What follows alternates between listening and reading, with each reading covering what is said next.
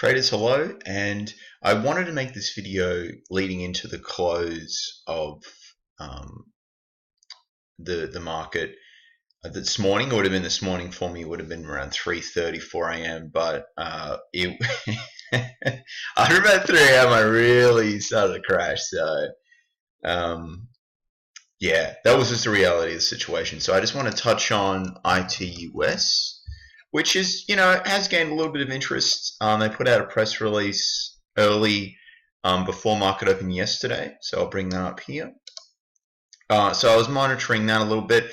I would call this, it was positive, but it was just more like an upbeat. This is what's going on. We're doing tests. Results are good. In summary, I wouldn't say there was anything really to sink your teeth into. There is an annual stakeholder meeting today as well. I couldn't see when. It might be around 9 a.m. Eastern Standard Time. Normally that's typically what you'd find. But, so we'll go advanced chart. It's just easier to use Market Watch this time of day, just with how my internet performs and everything like that. And new computer is on its way as well, so that will be good. Daily, we'll go 5 minutes and we'll go candlesticks just to elaborate on what's going on. So what was the close? So yeah, as you can see, there was there was more interest, and is up 6%. So it got to 234, and I mean, I was monitoring this when it was over the 50-day moving average. I'd sort of been monitoring this and thought there'd be a potential breakout play. I was looking for a bounce from, I think it was 193, but I really just didn't like any of this. So, and I was contemplating an overnight hold, but yeah, the stakeholder thing today, or later today, it's just not enough interest. So I think that the main move was made with the press release pre-market. As you can see, it just sort of faded out considerably with the volume. So I did end up trading this, and now let's refer to FMSA, which was actually on my watch list yesterday before market open. Before market open, I put this one up. And so it's interesting. 388 is a key resistance level I've seen. So I might, we could potentially say you play it above that.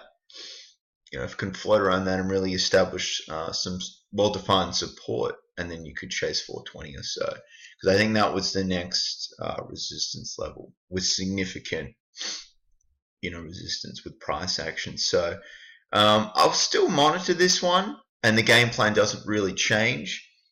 So FMSA also, a potential, like a breakout type trade. So there is interest, but there's not really. The one thing is not recent, news or a catalyst. So that's why I like ITUS more so. And that seems to be a little bit more active compared to FMSA. And, I'm calling this a weekly recap of my journey so far as well. So the focus I want to get across is, I'm really not emphasizing, let's make money, even though this is, I'm trading with a demo account. If I get 3 consecutive months of being profitable, and I'm not too focused on, how much, I don't have any expectations, but if I can execute my plan and, I can be profitable consistently, then I'll transition to a small live account. So that's sort of my goal, really. But currently, to be honest, and I'm only, this would be 10 weeks today that I've been in the Tim Sykes market prep course. I'm realizing that you've just got to really focus on learning and understanding the charts, and then the various factors that go into driving things and what to pay attention to, and worthwhile setups. So that's what I'm learning. Just out of interest, let's see MGT. I wasn't sure how this thing closed. So it closed at 241, down 8. Okay. I've just been watching this a little bit. Previous close 264, so that's not really of interest to me. A few others in the watch list here. So nothing really, guys. Yeah, so I mean, I've titled this a weekly recap video. I continue to learn as much as I can. One of the key things I'm really learning is just observing the markets and the charts. You know, doing your scans beforehand, seeing what's moved, what hasn't moved, getting a watch list, having good time management. Obviously, it's a little bit more challenging with the time zone, but I'm definitely, I'm very committed to really getting this. It's clearly a little bit more involved, and especially with lower time frame charts, a different part of the brain is activated compared to my other trading experiences with forex. And I hold those positions for a week at a time or more. The USD CAD is that's 3 weeks, 1 day now. That's a sell trade on the USD CAD, so it's a little bit different, and it's something I've got to get used to. I've been looking into backtesting software as well. I do a lot of backtesting for forex, so I've got a new laptop on the way. This current one, it doesn't support really, during the session. The processing's quite slow, so it's just so laggy. It's just ridiculous. Even for stocks to trade, it can't really tolerate running a couple of pairs, even not pairs, tickers. So as my main focus, I continue to learn. As you can see, I've been pretty active. 61 videos, 28 watch lists, 8 blog posts. So I just really find looking at the charts, is really key, and just seeing what fuels the takeoff, then having your trade plan, having the mental stop loss, learning the right sort of tickers to go to, and that have good history.